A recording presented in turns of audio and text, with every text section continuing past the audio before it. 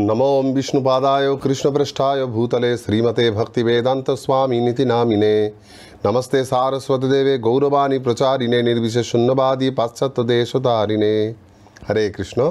शुधि भक्तबृंद आपनादेर सकलके भक्तिशास्त्रीर 44तम पाठे सकलके स्वागत।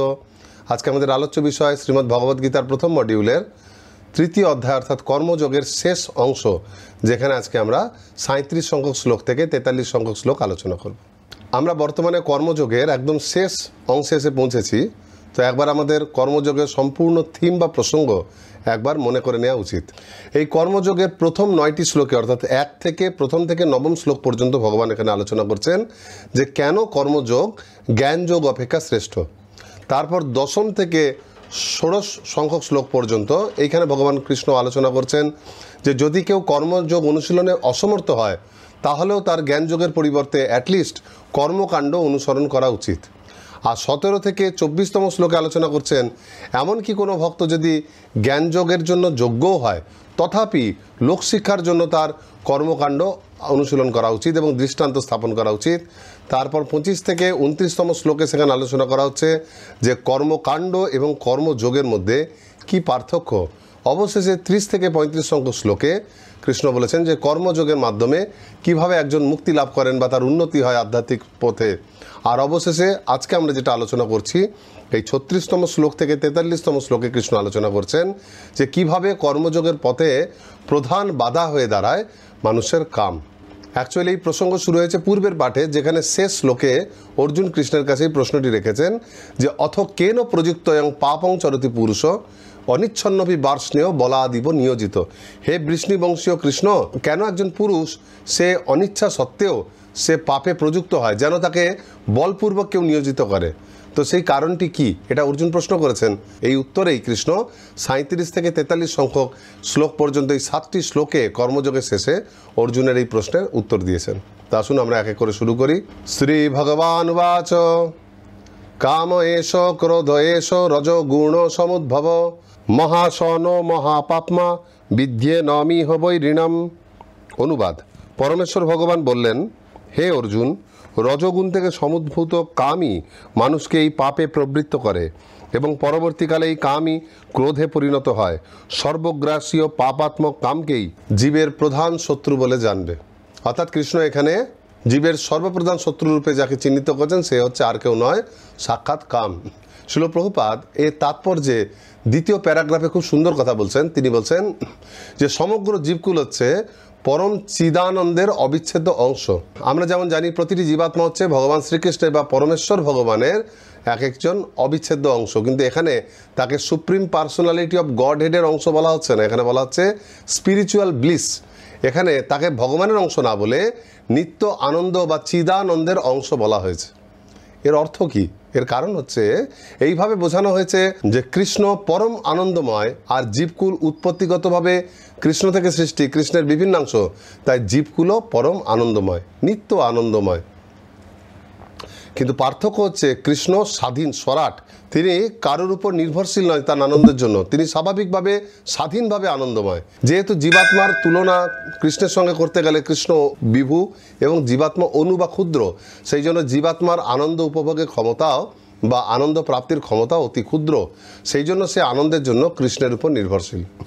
যতক্ষণ জীবাত্মা কৃষ্ণের সঙ্গে যুক্ত থাকে, কৃষ্ণ সেবায় যুক্ত থাকে, ততক্ষণ সে কৃষ্ণের মতোই তার সঙ্গে তার আনন্দ উপভোগ করে। কিন্তু এই জীবাত্মা যখন কৃষ্ণকে বাদ দিয়ে পৃথকভাবে আনন্দ লাভ করতে যায়, সেই সময় জীবাত্মা যেহেতু কৃষ্ণের উপর নির্ভরশীল আনন্দ লাভের জন্য, তাই কৃষ্ণ থেকে আলাদা হয়ে গেলে পরেই সে যে আনন্দটি লাভ করে সেটি অতি নগণ্য হয়ে যায় এবং সেটা স্থায়িত্ব দীর্ঘকাল থাকে না। ফলে জীবাত্মা কোনো একটি বিষয়ে আনন্দ লাভ করে সন্তুষ্ট হতে পারে না, সে পৃথক পৃথক বিষয়ে আনন্দ লাভ করে করে তার সেই আনন্দের চাহিদাটা সেটা পূরণ করার চেষ্টা করে। কিন্তু যেহেতু সে কৃষ্ণকে বাদ দিয়ে আনন্দ লাভ করার চেষ্টা করছে, কোনো বিষয়েই তার স্যাটিসফ্যাকশন বা সন্তুষ্টি আসে না। খালি মাঝখান থেকে কি হয়, সে ক্রমে ক্রমে কৃষ্ণকে বাদ দিয়ে বিভিন্ন বিষয়ে আনন্দ উপভোগ করতে করতে কৃষ্ণ থেকে দূরে হয়ে যায়। কিন্তু সেই অবস্থাতেও হাজার হাজার বিষয়কে ভোগ করলে পরেও হাজার হাজার বছর ধরে কখনোই তার কাম বাসনা পূরণ হয় না, কারণ সেটা পূর্ণ হতো তখনই যখন সে কৃষ্ণের সঙ্গে যুক্ত হতো। তো যাই হোক, এইভাবে সেই জীবাত্মা কাম বাসনা পূরণের চক্করে বারবার বিষয় ভোগ করতে থাকে এবং একসময় সে দিশেহারা হয়ে পড়ে। যখন সে উপলব্ধি করে যে এই জগতে কোনো মতেই আমার আনন্দ পাওয়া, সম্পূর্ণরূপে সন্তুষ্টি পাওয়া সম্ভব নয়, তখনই সে নিত্য আনন্দ বা নিজের স্বরূপের খোঁজ করতে থাকে এবং তাকেই বলা হয় অথাত ব্রহ্ম জিজ্ঞাসা। তখনই তার পারমার্থিক জীবনের প্রথম পদক্ষেপ শুরু হয়। ঠিক যেমন বর্তমানকালে দেখা যায় যে কোনো কোনো টিভির চ্যানেলে 300টি চ্যানেল আছে। তো যে ব্যক্তি সেই 300 চ্যানেল টাকা দিয়ে নিয়েছেন, তিনি একটা রিমোট নিয়ে বসে আর টিভির সামনে খালি সে রিমোট চেঞ্জ করতে থাকে যে এই চ্যানেলে কী চলছে, এই চ্যানেলে কী চলছে। কারণ তার মনে হয় যে আমি যখন এতগুলো চ্যানেল নিয়েছি, বোকার মতো একটা চ্যানেল কেন দেখব। সে প্রতি মুহূর্তে একটা পর একটা চ্যানেল চেঞ্জ করে দেখতে থাকে কোথায় আরও ভালো কিছু হচ্ছে, কোথায় আরও ভালো কিছু হচ্ছে।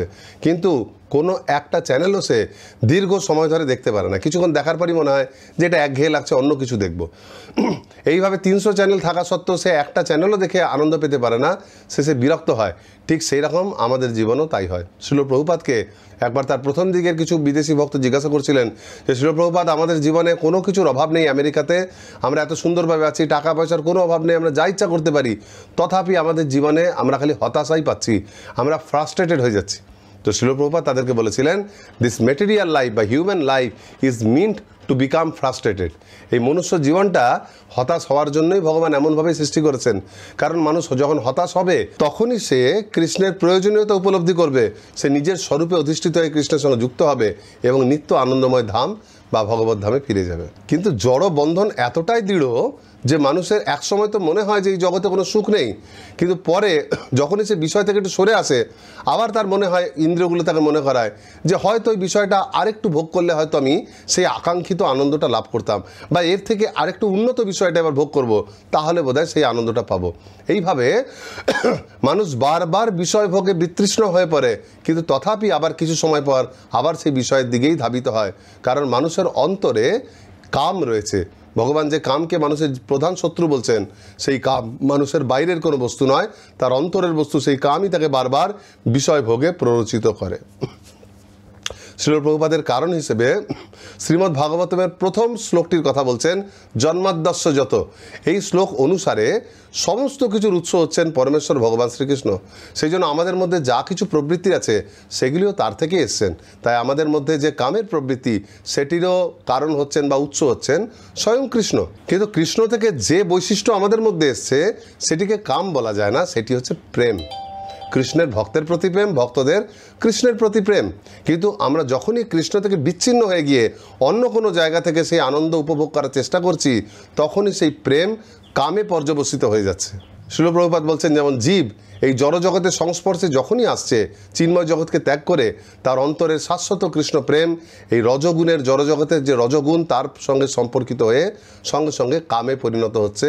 তিনি উদাহরণ দিচ্ছেন যে দুধের কথা, দুধ যেমন টকের সংস্পর্শে এলে দইয়ে পরিণত হয়ে যায়, ঠিক সেই রকম রজগুণকে এখানে অম্লের সঙ্গে তুলনা করা হচ্ছে। এই রজগুণের বিকারের সঙ্গে পরিবর্তিত হয়ে গিয়ে প্রেম কামে পর্যবসিত হয়। দইকে আর কখনো দুধে রূপান্তরিত করা যায় না, কিন্তু কৃষ্ণ প্রেম যেহেতু নিত্যশুদ্ধ বস্তু, তো রজগুণের প্রভাব থেকে মুক্ত হয়ে গেলে পরে পুনরায় কিন্তু কামকে আবার প্রেমে তা ফিরিয়ে নিয়ে যাওয়া যায়। তাই কৃষ্ণ বলছেন, কাম এসো ক্রোধ এসো রজগুণ সমুদ্ভব। এই রজগুণ জাত এই কামই হচ্ছে মহাসন মহাপাপমা। অ্যাকচুয়ালি রজগুণ প্রেমকে কামে রূপান্তরিত করেছে, এবং এই কামে রূপান্তরিত হয়ে যাওয়ার পর তাকে তুলনা করা হচ্ছে অগ্নির সঙ্গে। সে হচ্ছে সর্বগ্রাসী মহাসন। অগ্নিতে ঘি ঢেলে যেমন সেটি শান্ত হয় না, বরং আরও বেশি লেলিহান শিখায়, সে আরও উগ্র হয়ে ওঠে। সেই রকম কামের সেবনের দ্বারা কামের তৃপ্তি কখনো হয় না, বরং তার তৃষ্ণা ক্রমেই বাড়তে থাকে।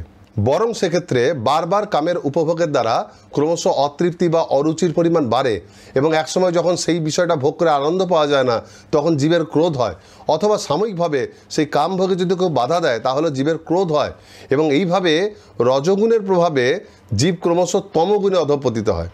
কারণ রজগুণের প্রভাবে আমাদের প্রেম কামে রূপান্তরিত হয়েছে, আর এই কামই কয়েকদিন পর ভোগে যখন অরুচি আসে বা বাধাপ্রাপ্ত হয়, তখন কামের জন্য ক্রোধ উৎপন্ন হয়, আর এই ক্রোধ হচ্ছে তমগুণজাত।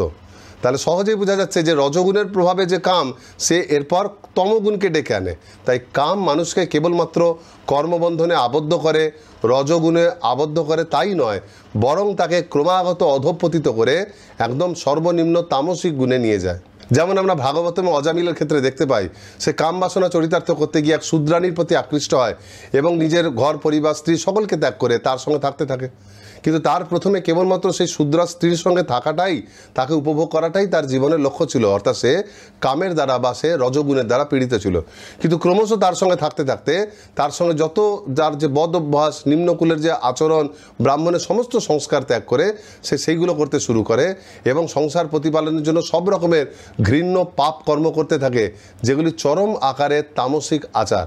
এইভাবে রাজসিক কাম ক্রমশ মানুষকে তমগুণে অধপতিত করে। তাই শ্রীল প্রভুপাদ তাৎপর্যে বলছেন, এই রজগুণের প্রভাবকে তমগুণে অধপতিত হতে দেওয়া চলবে না, বরং তাকে শতগুণে উন্নত করে দিতে হবে। যদি আমরা একে ছেড়ে দিই খোলা, তাহলে স্বাভাবিকভাবে তমগুণে পতিত হবে। সেই জন্য একে আমাকে ঠেলে শতগুণে নিয়ে যেতে হবে। যখন কেউ কুয়োতে বালতি ফেলে জল তোলে, অর্ধেক জল তোলার পর যদি মাঝপথে সেই বালতিটাকে ছেড়ে দেয়, তাহলে এমন নয় যে বালতি সেখানে থেকে সঙ্গে সঙ্গে সে নিচের দিকে অধপতিত হবে। সেই জন্য আমাদেরকে বালতিকে নিচের দিকে না ছেড়ে দিয়ে কষ্ট করে দড়িকে টেনে জলকে উপরে তুলে আনতে হবে, যাতে তার আরও উন্নতি হয়। এটা সম্ভব কিভাবে? না, এর উপায় হচ্ছে শাস্ত্র নির্দেশিত উপায় জীবনযাপন। আমরা যে শাস্ত্র কথা শুনে জীবনযাপন করি, আমরা যদি জীবনে সব কিছু কৃষ্ণকে কেন্দ্র করে করতে শুরু করি, তাহলে এইরকম চলতে থাকলে কাম বাসনা একেবারে সম্পূর্ণরূপে নির্মূল না হলেও সেটি নিয়ন্ত্রিত থাকবে, অন্তত তার থেকে আর ক্রোধের উৎপত্তি হবে না। এই সম্বন্ধে আমরা শেষ শ্লোকে বেশি আলোচনা করব। আপাতত এই শ্লোকে শ্রী বলদেব বিদ্যাভূষণ বলছেন যে রাজনীতি অনুসারে শত্রুকে চারভাবে দমন করা যায়: সাম, দান, দণ্ড ও ভেদ। সাম অর্থাৎ তাকে কোনো উৎকৃষ্ট কথা বলে, আর দান হচ্ছে যখন দেখা যায় গুণগান করেও কোনো কাজ হচ্ছে না, তখন তাকে কিছু পদ দিয়ে, তাকে অর্থ দিয়ে, তাকে কিছু লোভনীয় বস্তু দিয়ে তাকে খুশি করা। তাতেও কাজ না হলে তাকে দণ্ড প্রদান করতে হয়। আর দণ্ড দিয়ে যেখানে কাজ হয় না, সেখানে ভেদ নীতি অবলম্বন করতে হয়, তার দুর্বল পয়েন্টগুলো খুঁজে তাকে সেখানে আঘাত করতে হয়। কিন্তু তিনি বলছেন যে এই কাম এমন একজন শত্রু যাকে সাম, দাম আর ভেদ এর তিনটের কোনোটার দ্বারাই তাকে নিয়ন্ত্রণ করা যায় না, একে কেবলমাত্র দণ্ডদানের দ্বারাই নিয়ন্ত্রণ করা যায়। শ্রীল প্রভুপাদ অবশ্য তার তাৎপর্যে এই কথা বলছেন না, তিনি বিশেষভাবে উল্লেখ করছেন কাম বা ক্রোধ তাদের উভয়কেই যদি আমরা কৃষ্ণের সেবায় যুক্ত করি, তাহলে সেগুলিকে যথাযথভাবে চিন্ময় করে তুলতে পারি এবং তখন সেগুলি আমাদের শত্রু না হয়ে মিত্র হবে। তিনি উদাহরণ দিচ্ছেন কিভাবে হনুমানজি তার ক্রোধকে ব্যবহার করে রামচন্দ্রের সেবা করেছিলেন লঙ্কাকে দহন করে। এইভাবে নিম্ন গুণগুলোকেও আমরা কিন্তু চাইলে কৃষ্ণ সেবায় যুক্ত করে সেগুলিকে চিন্ময়ত্ব প্রদান করতে পারি। কিন্তু সেটা যদি না করতে পারি, তাহলে কি না, বিদ্ধেন নমিহ বৈরিনম, এই কাম হচ্ছে আমাদের নিত্য শত্রু। ফলে আমরা যদি এটা করতে না পারি, তাদেরকে কৃষ্ণ সেবায় যুক্ত না করি, তাহলে কিন্তু সে কন্টিনিউয়াস জড়জগতে বিভিন্ন বিষয় থেকে কৃত্রিম উপায়ে আনন্দ প্রাপ্তির ব্যর্থ চেষ্টা করেই যাবে। আর প্রত্যেকবার সে ব্যর্থ হবে, তখন আরও বেশি করে চেষ্টা করবে, আর এইভাবে সে আরও বেশি কৃষ্ণ থেকে দূরে হয়ে পড়বে। শত বিফলতার পরেও তার আত্মজ্ঞান লাভের বা আনন্দের সন্ধানের কোনো চেষ্টাই থাকবে না। সেই জন্যই তো কৃষ্ণ বলছেন যে রজগুণ জাত এই কাম আর ক্রোধ মানুষের সবচেয়ে বড় শত্রু, তাই তাকে কৃষ্ণের সেবায় যুক্ত করতে হবে, যেটা করলে সে মিত্রে পরিণত হবে। যাই হোক, সর্বপ্রথম নিজের প্রধান শত্রুকে চিহ্নিত করাটাই আসল কথা। যেমন কুরুক্ষেত্রে অর্জুন তার প্রধান শত্রু বলতে দেখতে পাচ্ছেন দুর্যোধন, দুঃশাসন, কর্ণ সেখানে উপস্থিত নেই, কিন্তু কর্ণের কথা সবার মনে আছে। তো এরা, এই কৌরব সেনা হচ্ছে অর্জুনের প্রধান শত্রু, যাকে তিনি দেখতে পাচ্ছেন যে আমার থেকে কতটা দূরে রয়েছে।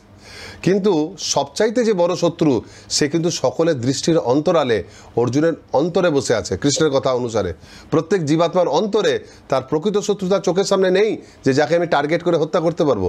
সে বসে আছে আমারই ভিতরে। সেই জন্য কৃষ্ণ চিহ্নিত করে দিচ্ছেন যে তোমার অন্তরে যে কাম, সে হচ্ছে এদের থেকেও বড় শত্রু, তাকে সবার আগে চেনো, আর সে কিভাবে আক্রমণ করে সেটা জানো।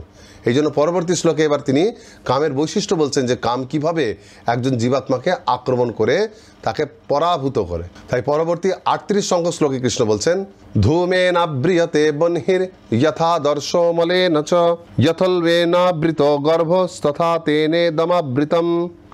অনুবাদ: অগ্নি যেমন ধূমের দ্বারা আবৃত থাকে, দর্পণ যেমন ধুলোর দ্বারা আবৃত থাকে, অথবা গর্ভ যেমন জরায়ুর দ্বারা আবৃত থাকে, তেমনি জীবাত্মা বিভিন্ন মাত্রায় এই কামের দ্বারা আবৃত থাকে।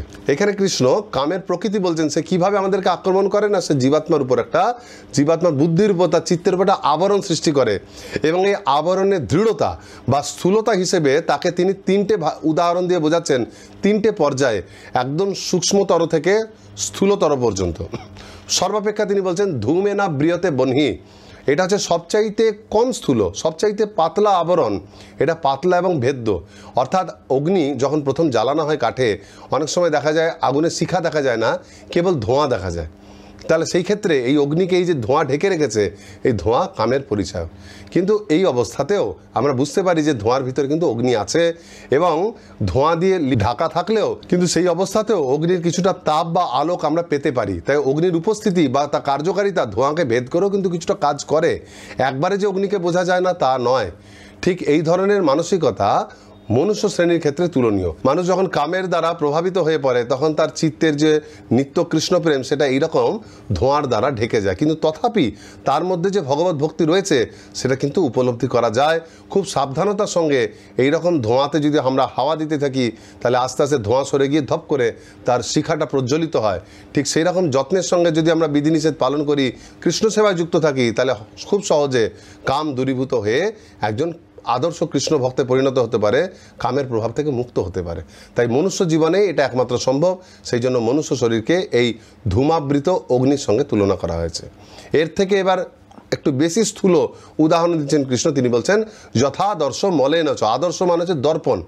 দর্পণের উপর যদি ধুলো পড়তে থাকে এবং ক্রমশ মোটা ধুলোর যদি আস্তরণ হয়ে যায়, তাহলে ধুলো এত বেশি থাকে যে দর্শন করছে তার প্রতিবিম্ব দেখাই যায় না। তো এইটা হচ্ছে আরও স্থূল। কিন্তু সেক্ষেত্রেও প্রতিবিম্বের একটা আবছা উপস্থিতি বোঝা যায়, কিন্তু কার প্রতিবিম্বটা কেমন কিছু বোঝা যায় না। কেবলমাত্র বোঝা যায় যে এখানে দর্পণের একটা উপস্থিতি রয়েছে। তো এইটা আরও বেশি স্থূলতর, অগ্নি ধোঁয়ার মতো নয়। তাই এটা হচ্ছে পশু শরীর সঙ্গে তুলনীয়, যেখানে এই পশু শরীরের স্বাভাবিকভাবেই তাদের কাম হচ্ছে প্রকৃতির দ্বারা নিয়ন্ত্রিত। তারা চাইলেও কামকে ত্যাগ করতে পারে না, তাদের শরীরটাই এমন। প্রাকৃতিকভাবে যতটা কামনা বাসনা তাদের মধ্যে দেওয়া আছে, তারা সেইটার প্রতি আসক্ত এবং সেটার দ্বারা তারা চলতে বাধ্য। কিন্তু তথাপি তারা যেহেতু পশু পক্ষী শরীরে রয়েছে, কয়েকটি জন্ম পার করেই তারা কিন্তু মনুষ্যের জন্মে উপনীত হবে, এবং সেই সময় তাদের একটা চান্স আছে, তারা কামের প্রভাব থেকে চাইলে আত্মজ্ঞান লাভের দ্বারা মুক্ত হতে পারে। এবং সবশেষে এইবার কৃষ্ণ যে উদাহরণ দিচ্ছেন সেটা স্থূলতর, সবচাইতে মোটা। বলছেন যথা উল্বেনাবৃত গর্ভ। অর্থাৎ জরায়ু বা গর্ভ যখন ভ্রূণকে আবৃত করে রাখে, এটা সবচাইতে স্থূল, এর আবরণ সবচাইতে পুরু। এই অবস্থায় গর্ভস্থ ভ্রূণ সে সকলের অদৃশ্য থাকে, কেউ যা দেখতেও পায় না যে তার শেপ বা সাইজ কী। দর্পণকে যেমন বোঝা যাচ্ছিল, একটা প্রতিবিম্বের একটা আবছা দর্শন আমাদের হচ্ছিল, কিন্তু গর্ভস্থ ভ্রূণের কোনো রকম দর্শন হয় না। সে জীবিত কি মৃত বাইরে থেকে বোঝা অসম্ভব। আর একই সঙ্গে সে নড়াচড়া পর্যন্ত করতে পারে না। তাহলে সেইটা হচ্ছে সবচাইতে দৃঢ়তম, সবচাইতে স্থূলতম প্রভাব। এইখানে সে দীর্ঘ সময়ের সংগ্রামের পরই তার চেতনা উন্নীত হতে পারে। এইটাকে উদাহরণ করা হয়েছে বৃক্ষজনির ক্ষেত্রে। এই বৃক্ষজনির মধ্যে আবদ্ধ যে জীবাত্মা, তাদেরকে দীর্ঘ সংগ্রাম করতে তাদের পক্ষে কোনো রকম নড়াচড়া, অঙ্গ প্রত্যঙ্গ নাড়ানো, ইন্দ্রিয় কার্যাবলী সব কিছুই নিষিদ্ধ থাকে। গর্ভস্থ শিশু যেমন নির্দিষ্ট সময়ের পূর্বে কিছুতেই মুক্ত হতে পারে না, নির্দিষ্ট সময়ের পর অসহায় মতো সে গর্ভে থাকে, একটা সময়ের পর সে ভূমিষ্ঠ হয়। ঠিক সেই রকম বৃক্ষজনিতে আবদ্ধ যে জীব, সে কামের দ্বারা যে প্রভাবিত হয়, তার পক্ষে কোনো কিছু করা অসম্ভব।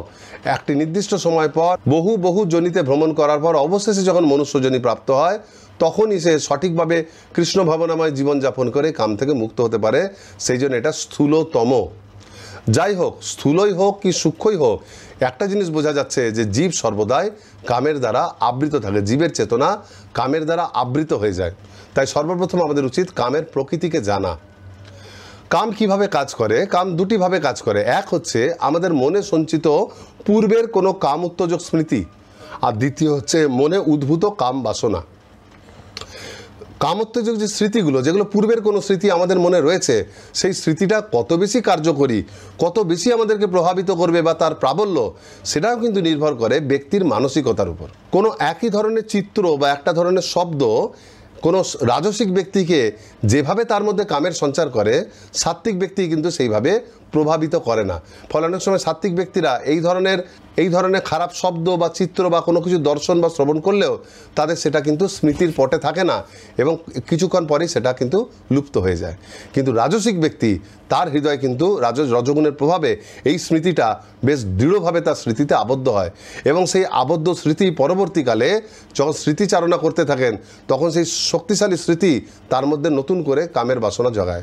তাই পূর্ব সঞ্চিত কামের এই যে স্মৃতি, সেটা হচ্ছে আমাদের হৃদয়ে কামের উৎপত্তির কারণ। আর তার ফল কি না, এর ফলে মনের মধ্যে বাসনা জাগে, সেই বিষয়টাকে ভোগ করার তীব্র ইচ্ছা হয়। তাই কামের স্মৃতি হচ্ছে কারণ, আর বাসনার উদ্রেক হচ্ছে তার ফল। কিন্তু যার মধ্যে কামের স্মৃতি নেই, সে সেই নির্দিষ্ট বিষয়ের সংস্পর্শে এলেও সে কামোত্তেজিত নাও হতে পারে। সেই জন্য কামের স্মৃতি হচ্ছে কামে প্রবৃত্ত হওয়ার মূল কারণ। আর এমনও হতে পারে, অনেক সময় হতে পারে যে কোনো নির্দিষ্ট বিষয় কেউ ভোগ করেনি, তার সেই বিষয়ে কোনো স্মৃতি নেই, কিন্তু সেই বিষয়ে সে শুনেছে, তাকে ভোগ করা যায়, বা সেই সম্বন্ধে যদি সে অনেক বেশি মানসিক জল্পনা কল্পনা করে, তাহলে কিন্তু সে সেই বিষয়ের প্রতি একটা বাসনা গড়ে ওঠে, সেও এইভাবেও কামের মধ্যে প্রবৃত্ত হয়। এই দুইভাবে কাম আমাদেরকে পরাভূত করে। কিন্তু কামের স্মৃতি বা কামের বাসনা এই দুটো থাকলেই যে একজন জীবাত্মাকে কামে প্রবৃত্ত হতেই হবে অসহায়ভাবে, এমন নয়।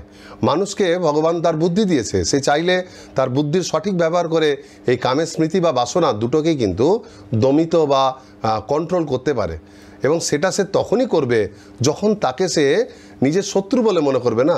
কোনো জিনিসকে যদি আমি আমার বন্ধু বলে মনে করি, আমার উপকারী বস্তু বলে মনে করি, আমার জন্য উপভোগ্য মনে করি, আনন্দদায়ক মনে করি, তাহলে আমরা সেটাকে না তাড়িয়ে দিয়ে বরং সেটাকে আলিঙ্গন করি, সেটাকে কাছে টেনে আনি। কিন্তু সাধারণ মানুষ বুদ্ধির অভাবে কামকে নিজের বন্ধু বা উপভোগ্য বস্তু বলে মনে করে, ফলে সেটা সে আরও বেশি বেশি কামনা বাসনা লাভ করতে চায়। সেই জন্য তার বুদ্ধি থাকা সত্ত্বেও সেই বুদ্ধিকে সে কামের বিরুদ্ধে প্রয়োগ করতে পারে না। সেই জন্য কৃষ্ণ চিহ্নিত করে দিচ্ছেন, এই কাম হচ্ছে তোমার পরম শত্রু। যখন জীবাত্মা চিনবে যে এই কামই হচ্ছে আমার শত্রু, তখন সে চাইলে তার বুদ্ধি দিয়ে সেই কামকে নিজে থেকে দূরে সরাতে পারে। তাই প্রথম আমাদের উচিত হচ্ছে কামকে শত্রুরূপে জানা। কৃষ্ণ প্রথমে চিনিয়ে দিচ্ছেন যে কাম হচ্ছে আমাদের পরম শত্রু, তারপর জানাচ্ছেন যে কিভাবে সে কি করে না, আমাদের উপর একটা আবরণ সৃষ্টি করে। সুতরাং আমাদেরকে অন্তর থেকে আর বাইরে থেকে দুইভাবে কামের প্রভাবকে প্রতিহত করতে হবে। বাহ্যিকভাবে কিভাবে করব? যেমন আমরা এক্ষুনি বললাম, কোনো কামোত্তেজক বিষয় বা বস্তু বা প্রলোভন, সেটা দেখলে পরে আমাদের হৃদয়ে কামের স্মৃতি জাগে বা কামের প্রতি একটা বাসনা জাগে। কিন্তু এইরকম কোনো বস্তু বা বিষয় দেখলে পরেই আমরা যদি তাকে দোষারোপ করে সেই কামে প্রবৃত্ত হই, নিয়ে বলে আমার কি দোষ, এই ধরনের বস্তু চোখে পড়ছে বলে আমি কামের মধ্যে পড়ছি, এটা কিন্তু চলবে না। প্রত্যেকের জীবাত্মার নিজস্ব বুদ্ধি রয়েছে, আমাদের উচিত বুদ্ধির দ্বারা নিজেকে ওই প্রলোভন থেকে মুক্ত রাখা। আমরা শুনছি এখানে কৃষ্ণ বলছেন কাম পরম শত্রু, সুতরাং আমাদের এইরকম কোনো বিষয় সামনে এলেও আমাদের অতি সন্তর্পণে ইন্দ্রিয়গুলোকে সেখান থেকে ঘুরিয়ে নিয়ে অন্যদিকে চলে যাওয়া উচিত। এইভাবে বাহ্যিকভাবে আমরা কামের স্মৃতি কালেকশন থেকে দূরে থাকতে পারি। নয়তো আমাদের মনে হতে পারে আমরা কামে প্রবৃত্ত হচ্ছি না, আমি তো খালি দেখছি এটা কী জিনিস, কিন্তু দেখা মাত্রই আমার অন্তরে একটা স্মৃতি সেই কামের জন্য একটা জায়গা স্টোর হয়ে যাবে, এবং পরবর্তীকালে সেই স্মৃতি কিন্তু আমাদেরকে সেই বিষয়ের প্রতি ধাবিত করবে। আবার কোনোভাবে যদি আমাদের কৃষ্ণ ভাবনায় আসার পূর্বে যদি কেউ বলেন যে আমার আগে এরকম কিছু স্মৃতি মনের মধ্যে রয়ে গেছে, আমি তো তখন জানতাম না এটা খারাপ জিনিস বা এ আমার শত্রু, তো ভুল করে কিছু স্মৃতি কালেকশন হয়ে গেছে আমার মনের মধ্যে আছে, এবং সেইগুলো আমাকে যখন তখন উত্তেজিত করে, এতে আমার কি দোষ? এইভাবে আমরা কিন্তু পুরনো স্মৃতিকে খালি দোষারোপ করতে পারি না। কারণ দ্বিতীয় অধ্যায় সাংখ্যযোগের 62 শ্লোকে কৃষ্ণ বলেছিলেন, ধ্যায়ত বিষয় পুংসাং সঙ্গস্তেষু পজায়তে। আমরা যখন কোনো একটা বিষয় সম্বন্ধে ধ্যান করি বা চিন্তাভাবনা করতে থাকি, বা সেটা কত উপভোগ্য সেটা মনে মনে চিন্তা করি, তখনই তাকে পাওয়ার আমাদের ইচ্ছা হয়। অ্যাকচুয়ালি আমাদের মনে স্মৃতির একটা লাইব্রেরি থাকে। আমরা যখন ফাঁকা সময় বসে থাকি, আমাদের মনে কত রকমের স্মৃতি থাকে, এবং জীবাত্মা মনের প্ররোচনায় এক একটা জায়গায় ওই লাইব্রেরি থেকে যখন লোকে বই বার করে দেখে, সেরকম মনের বিভিন্ন স্মৃতিকে চিন্তা ভাবনা করে দেখে, এই স্মৃতিটা কত মজাদার ছিল, এইটা কত সুন্দর ছিল, এইটা কত সুন্দর ছিল। এই জন্য বলে না, স্মৃতি সততই সুখের হয়। এইরকম জীবাত্মা মনের প্ররোচনায় পুরনো কামের স্মৃতিগুলো নাড়াঘাটা করে দেখতে চায়, আর যখনই একটু নাড়াঘাটা করে দেখে, সেই কামের দ্বারা প্রবলভাবে সে আকৃষ্ট হয়ে পড়ে। আবার অনেক সময় জীবাত্মা না চাইলেও মন তাকে সেই পুরনো স্মৃতি ঘাঁটতে বলে, কিন্তু সেক্ষেত্রেও জীবাত্মা অসহায়ভাবে মনের দ্বারা চালিত না হয়ে তার বুদ্ধির দ্বারা তাতে সাড়া নাও দিতে পারে। এইভাবে যদি আমরা কামকে আটকাতে না পারি, তাহলে কাম কি করবে না, এখানে কৃষ্ণ বলছেন কাম এক ধরনের আবরণ সৃষ্টি করবে আমাদের উপর, যেটা আমাদের আধ্যাত্মিক বা পারমার্থিক উন্নতি বা আধ্যাত্মিক যে পারমার্থিক যে সত্যতা, আত্ম উপলব্ধি, এগুলি থেকে আমাদেরকে দূরে করে দেবে, আমাকে অজ্ঞাত করে আমাদেরকে বিষয়ভোগে লিপ্ত করবে। প্রকৃতপক্ষে মায়ার দ্বারাই কাম পরিচালিত হয়, বা অন্য কথায় বলতে গেলে এই জড়জগতে মায়ার শক্তিতেই কাম কাজ করে, এবং কামের কাজ হচ্ছে আমাদেরকে মায়াতে ভ্রমিত করে রাখা।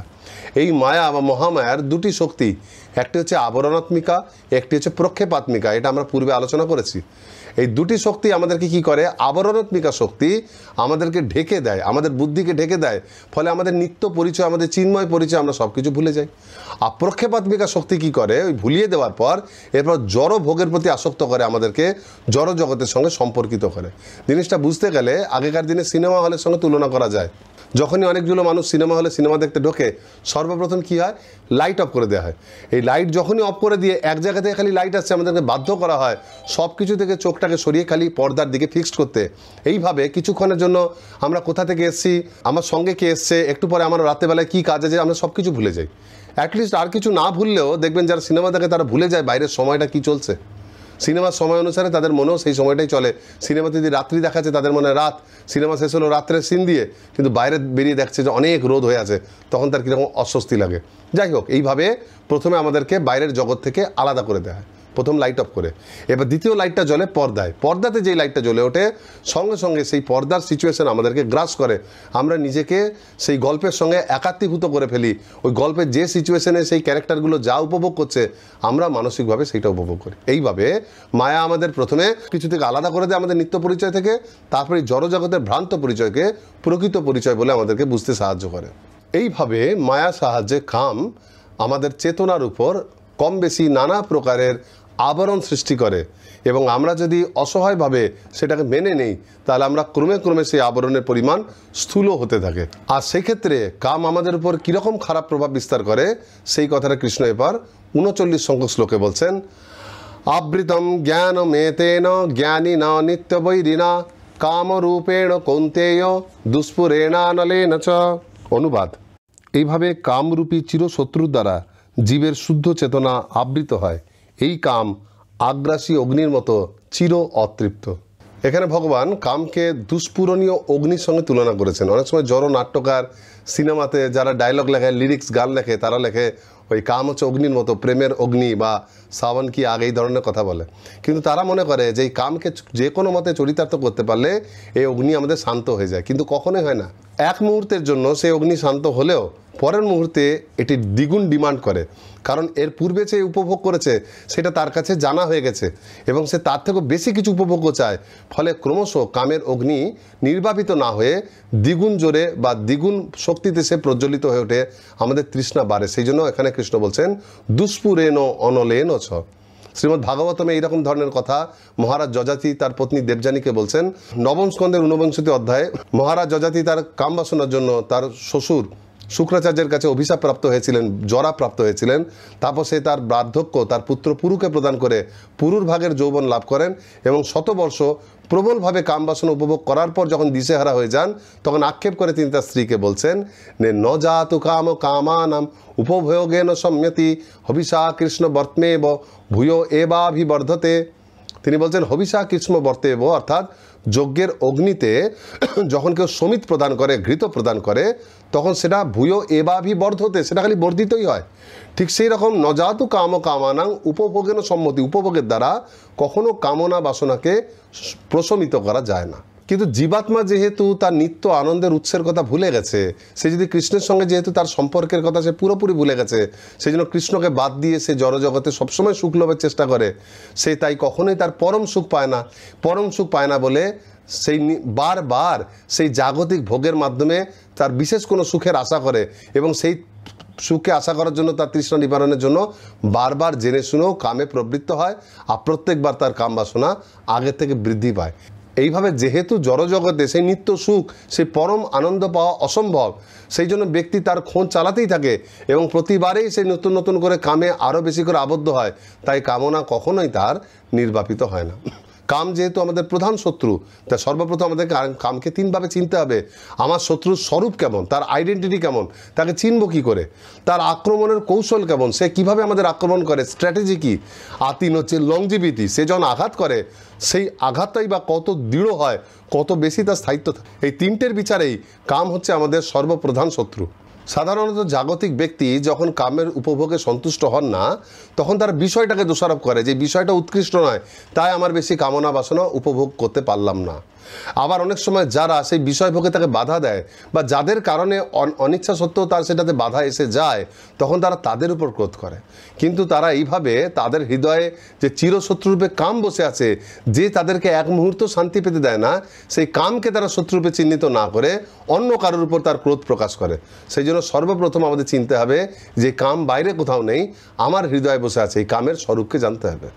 দ্বিতীয়ত, একজন শত্রু যখন কাউকে আক্রমণ করে, স্ট্র্যাটেজি, সে তখন নিজের বল বা শস্ত্র প্রয়োগ করে সেই শত্রুকে আঘাত করে, তাকে বিনষ্ট করে।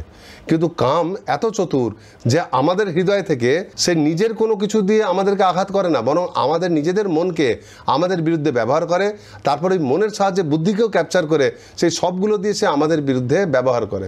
সেই জন্য একজন কামুক ব্যক্তিকে বাইরে থেকে কাউকে প্ররোচিত করতে হয় না।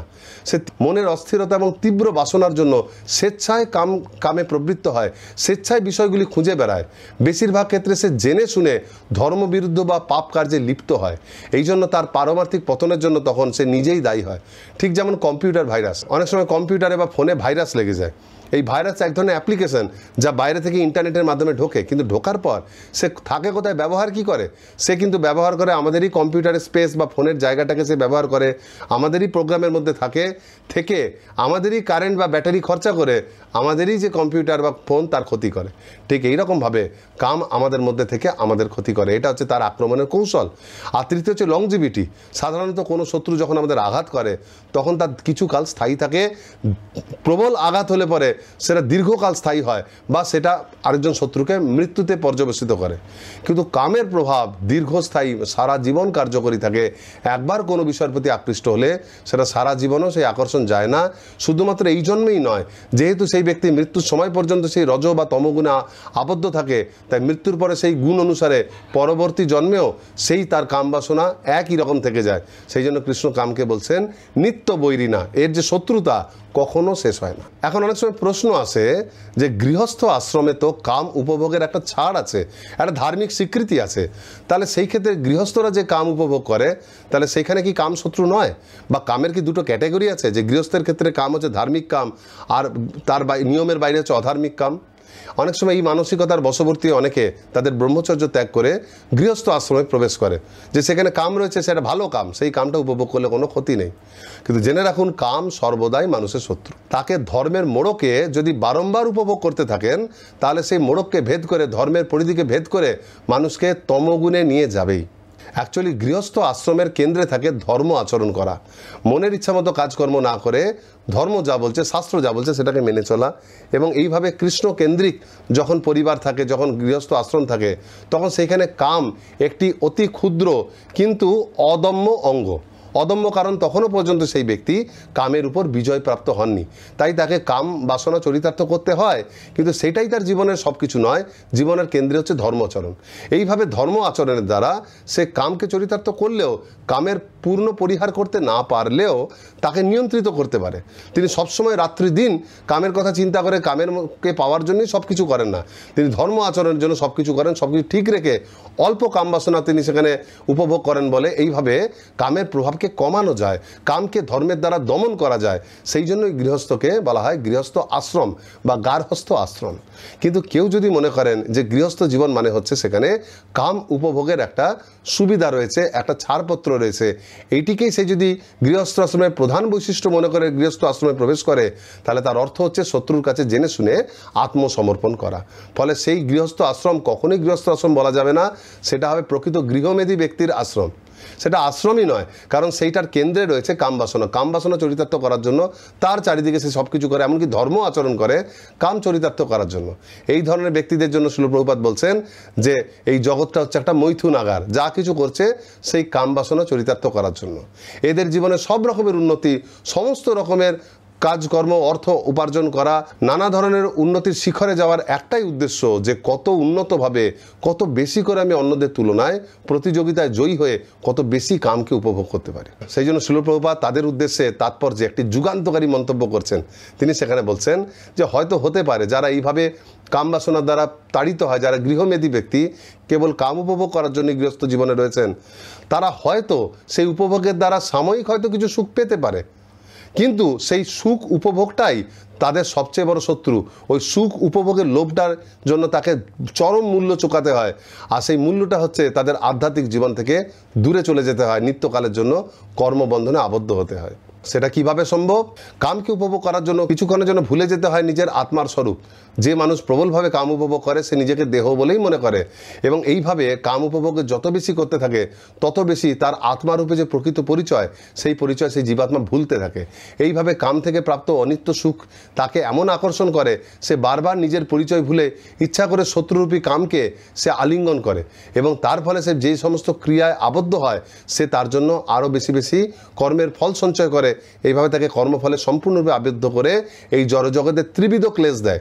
তথাপি সামান্য সুখের জন্য মানুষ ত্রিবিধ ক্লেশ ভোগ করতেও রাজি হয়ে যায়। এখন প্রশ্ন আসবে, এই শত্রু যদি এত ভয়ঙ্কর হয় তাহলে সবার আগে তো আমাকে জানতে হবে শত্রু কোথায় আক্রমণ করে, কোন জায়গায় আক্রমণ করে সে তার প্রথম শিবিরটাকে ফেলে, ফলে সেইখান থেকেই তাকে প্রথমে উচ্ছেদ করে দিতে হবে। সেই জন্য সেই প্রসঙ্গে কৃষ্ণ এবার অর্জুনকে 40 সংখ্যক শ্লোকে সেই কথাই বলছেন।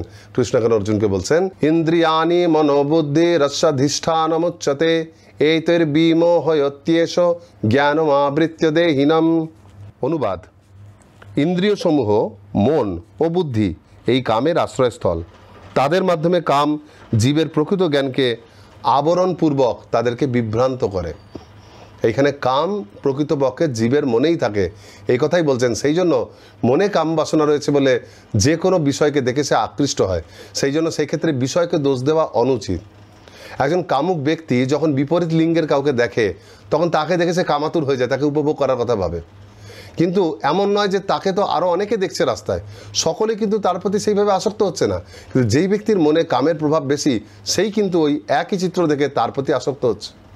এমনকি যার প্রতি তারা দর্শন দিচ্ছে, যাকে দেখছে, তার যদি পোশাক আশাকও কামোত্তেজক হয় তাহলে দোষ তাকে দেওয়া যায় না, কারণ একই অবস্থায় তাকে দেখে বাকিরা হয়তো ইগনোর করছে বা তার প্রতি আকৃষ্ট হচ্ছে না, কিন্তু যার মনে উত্তেজনা অধিক সেই কিন্তু তার প্রতি আসক্ত হচ্ছে।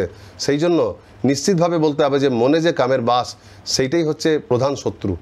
এমনকি এই ধরনের ব্যক্তিদের চোখে কোনো ব্যক্তি বলে তার প্রতি আকৃষ্ট হয় তা নয়, এরা বাইরে বেরিয়ে জগতে সর্বত্র কামের বিষয় খুঁজতে থাকে, এবং খুঁজতে থাকে বলে সহজেই তাদের চোখে সেই কামের বস্তুগুলো ধরা পড়ে। সেক্ষেত্রে বিষয়ের দোষ নয়, দোষ হচ্ছে মনে অবস্থিত এই কাম বাসনা। যাক, এটা তো নিশ্চিত হওয়া গেল যে কাম হচ্ছে প্রধান শত্রু এবং তার নিবাস হচ্ছে মন। এই মনে অবস্থিত কাম আমাদেরকে এই ধরনের কাজ করায়। কিন্তু প্রশ্ন হচ্ছে, কৃষ্ণ মন আর ইন্দ্রিয়ের সঙ্গে বুদ্ধির কথা কেন বলছেন? বুদ্ধি তো মানুষকে সাধারণত জ্ঞানের দ্বারা ভ্রম থেকে মুক্ত করে, এখানে বুদ্ধির কথা কেন বলছেন না? পরবর্তীকালে আমরা দেখব 6ষ্ঠ অধ্যায় 6ষ্ঠ শ্লোকে সেখানে কৃষ্ণ বলছেন অর্জুনকে যে মন যখন আমাদের বুদ্ধির নিয়ন্ত্রণে থাকে তখন মন তার বন্ধু, আর সেই বুদ্ধি যখন মনের নিয়ন্ত্রণে চলে আসে তখন মনই হচ্ছে তার শত্রু। অর্থাৎ যারা কামুক ব্যক্তি তাদের বুদ্ধি স্বাধীন থাকতে পারে না, মনের দ্বারা প্রভাবিত হয়। আর মনের দ্বারা যখন বুদ্ধি প্রভাবিত হয়ে যায় তখন মনের বাসনা যখন খুব প্রবল থাকে এবং সেই বুদ্ধি যদি তার এবং সেই ব্যক্তির যদি আধ্যাত্মিক জ্ঞান বা আত্মজ্ঞান না থাকে তাহলে বুদ্ধি সম্পূর্ণরূপে মনের কবলে চলে আসে, মন তাকে ইচ্ছা মতো নাচায়।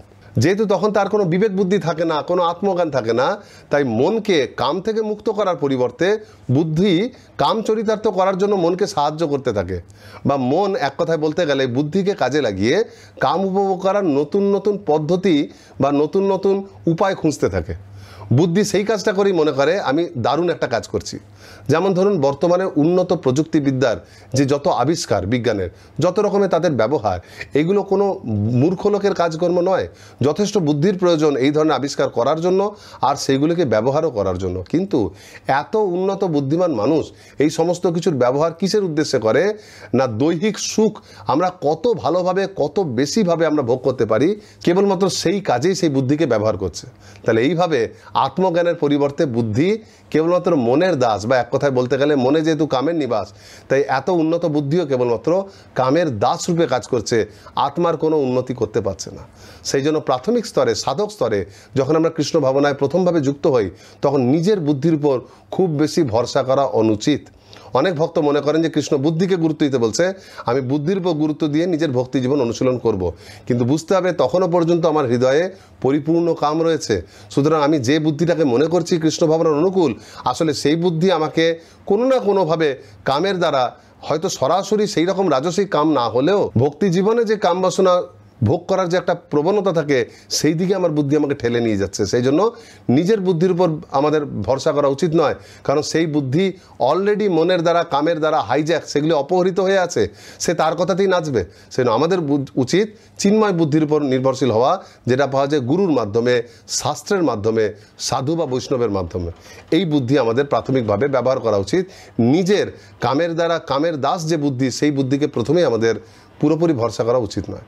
এই প্রসঙ্গে শিল প্রভুপাদ দশম স্কন্ধের 84 অধ্যায়ের সেই বিখ্যাত শ্লোক বলছেন না, যে যস্যাত্ম বুদ্ধি কুণপে ত্রিধাতুকে। এইখানে এই শ্লোকের মাধ্যমে তিনি বোঝাচ্ছেন যে কিভাবে প্রকৃত বুদ্ধি যখন কামের দ্বারা প্রভাবিত হয়ে যায়, যার কোনো আধ্যাত্মিক জ্ঞান বা বুদ্ধি থাকে না, তখন সে জড় পরিচয়গুলিকে নিত্য পরিচয় মনে করে, সে নিজের এই শরীরটাকে আত্মা বলে মনে করে, সে নিজের পরিবারকেই নিজের আত্মীয় বলে মনে করে, নিত্য সঙ্গী বলে মনে করে। কৃষ্ণের পরিবর্তে তীর্থে গিয়ে কেবল জলে স্নান করাটাকেই মনে করে যে তীর্থে আসার প্রধান কারণ। এই ধরনের ব্যক্তিকে বলা হচ্ছে যে সয়ব গো খর, তার বুদ্ধি হচ্ছে গরু বা গাধার মতো।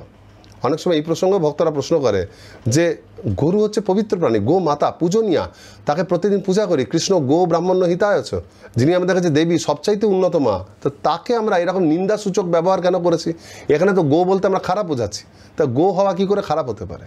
দেখুন, গাভী সর্বদাই পূজনীয়া, কিন্তু গাভীর দেহে যে জীবাত্মা রয়েছে, আমরা যদি মৃত্যুর পর কোনো একটা গাভীর দেহে আবদ্ধ হয়ে যাই, তাহলে সেটা কি আমাদের পক্ষে খুব ভালো? কখনোই নয়।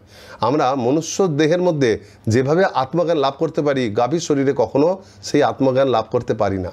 কারণ গাভীর শরীরে, গাভী অত্যন্ত পূজনীয় হলেও তাকে সহজেই কিন্তু প্রতারিত করা যায়।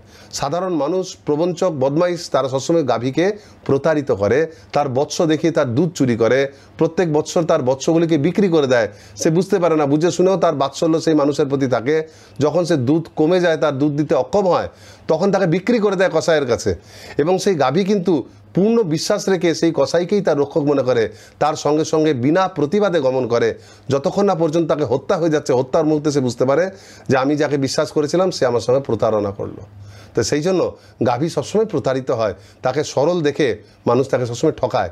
সেই রকম এই ধরনের মানুষ যার বুদ্ধি কামের দ্বারা প্রতারিত হয়েছে, তার অবস্থাও এরকম হয়। তাই পরবর্তী শ্লোকে এই কামকে কিভাবে নিয়ন্ত্রণ করা যায়, এবার সেই বিষয়ে কৃষ্ণ বলছেন, তস্মাত্ত্বমিন্দ্রিয়ানাদ্যৌ নিয়ম্য ভরতর্ষভ পাপমানং প্রজহি হ্যেন জ্ঞান বিজ্ঞান নাশনম। অনুবাদ: অতএব হে ভরতশ্রেষ্ঠ, তুমি প্রথমে ইন্দ্রিয়গুলিকে নিয়ন্ত্রিত করে জ্ঞান ও বিজ্ঞান নাশক পাপের প্রধান প্রতীকরূপ এই কামকে বিনাশ করো। এখানে একটা শব্দ ব্যবহার করেছে ভরতর্ষভ, মানে ভরতযুক্ত ঋষভ। ঋষভ মানে হচ্ছে ষাঁড়কে বোঝানো হয়, যিনি ধর্মের প্রতীক, সবচেয়ে শক্তিশালী সক্ষম পুরুষের প্রতীক। তাই ভরতর্ষভ বলতে বোঝানো হচ্ছে যিনি ভরতবংশীয়দের মধ্যে অন্যতম বীর, যিনি কামকে দমন করতে সক্ষম। দেখুন, অর্জুনের বহু পত্নী ছিল, দ্রৌপদী ছিলেন, সুভদ্রা, চিত্রাঙ্গদা, উলুপির রাজকন্যা, এরকম অর্জুন ধর্মমতে অনেক বিবাহ করেছিলেন। সেটা ধর্ম, তখনকার দিনে ধর্ম ক্ষত্রিয়দেরকে এই পারমিশন দিত, কিন্তু কখনোই তিনি কাম বাসনার দ্বারা তাড়িত হয়ে কাজ করেননি। তিনি কামুক ছিলেন না, কারণ স্বর্গে বিভিন্ন নানা ধরনের অপ্সরা তার সঙ্গে এসেছিলেন, তার নিকটবর্তী হয়েছিলেন।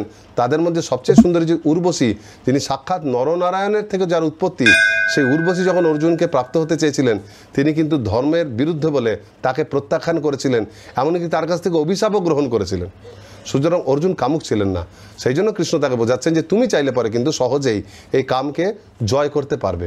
কামের খারাপ দিকটা কি না, কাম হচ্ছে জ্ঞান বিজ্ঞান নাশনম। জ্ঞান নাশনম মানে হচ্ছে আমাদের জীবনের যে মূল উদ্দেশ্য, আমাদের যে প্রকৃত আনন্দ পাওয়ার যে সোর্সটা কথা, সেটা যে জানা যে আমাদের জীবনের মূল উদ্দেশ্য, সেটাকেই সে নাশ করে দেয়।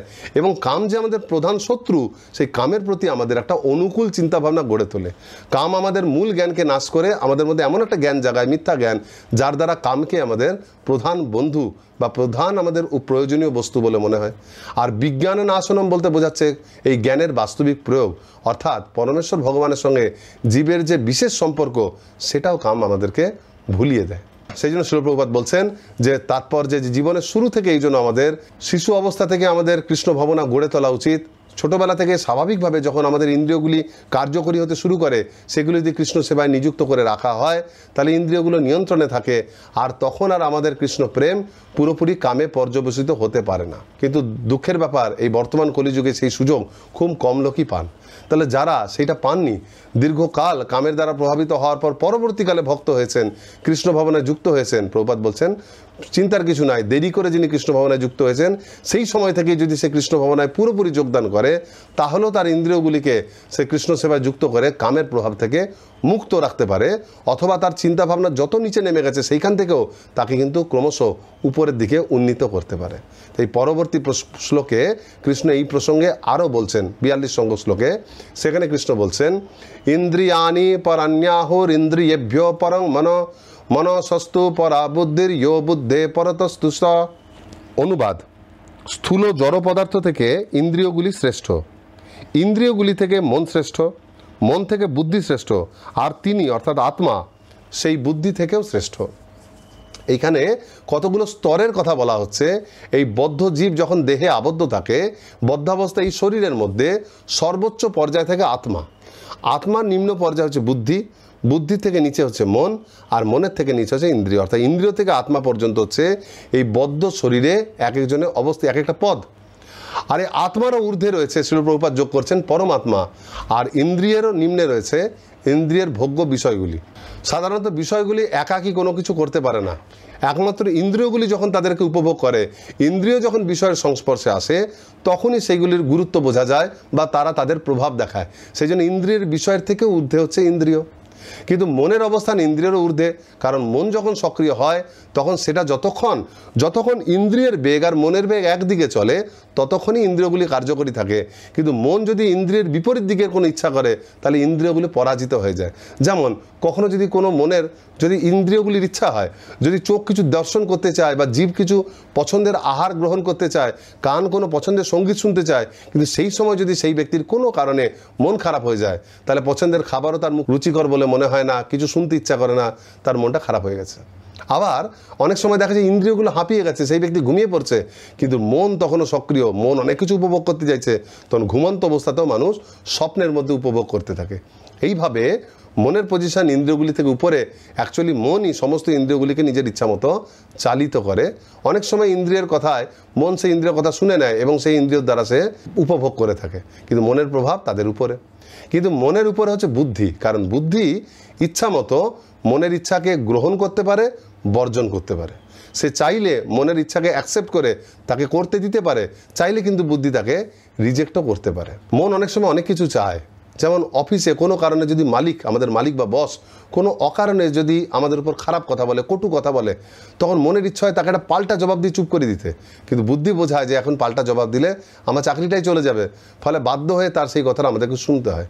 বাচ্চাদের ক্ষেত্রে এরকম হয়, যারা একটু সিরিয়াস তারা বোঝে যে এই সময় খেলতে যেতে ইচ্ছা করছে, মন বলছে খেলতে, কিন্তু বুদ্ধি বোঝাচ্ছে যে এখন খেলতে গেলে আমি কালকে পরীক্ষায় ফেল করে যাব, তখন বুদ্ধি তাকে জোর করে পড়াশোনায় যুক্ত রাখে। এইভাবে বুদ্ধির দ্বারা মনকে নিয়ন্ত্রণ করা যায়। অ্যাকচুয়ালি বদ্ধ জীবাত্মা নিজেকে আত্মারূপে বুঝতে পারে না, সে নিজেকে যেটা বোঝে, আমি বলতে আমরা যা বুঝি, আমরা আমাদের মনকেই বুঝি।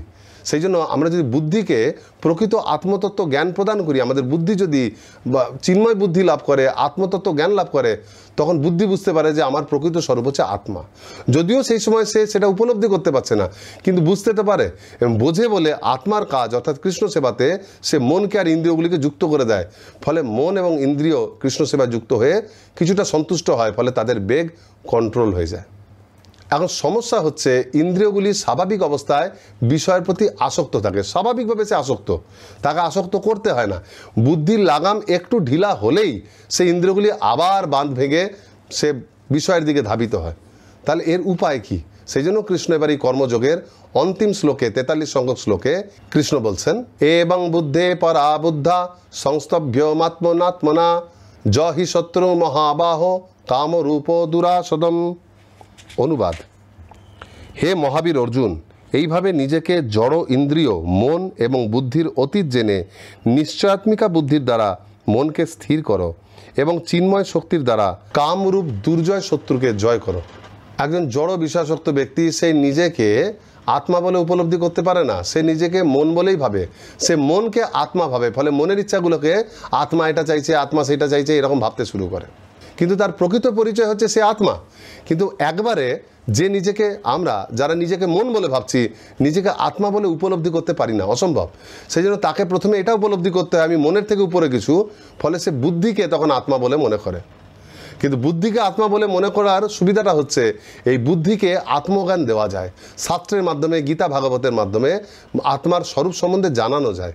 বুদ্ধি যখন এই স্বরূপ জেনে যায় তখন সেই বুদ্ধি এইটা আমাদেরকে বুঝতে সাহায্য করে। বুদ্ধির দ্বারা আত্মা এটা বুঝতে পারে যে আমি কিন্তু প্রকৃত স্বরূপে আত্মা, যদিও এখন বুদ্ধির দ্বারাই শরীরকে চালাচ্ছি আর মন দ্বারা চালাচ্ছি না। এখনও আমি উপলব্ধি করতে পারিনি আমি আত্মা, কিন্তু আমি জানতে পারছি যে আমি হচ্ছি প্রকৃত স্বরূপে আত্মা।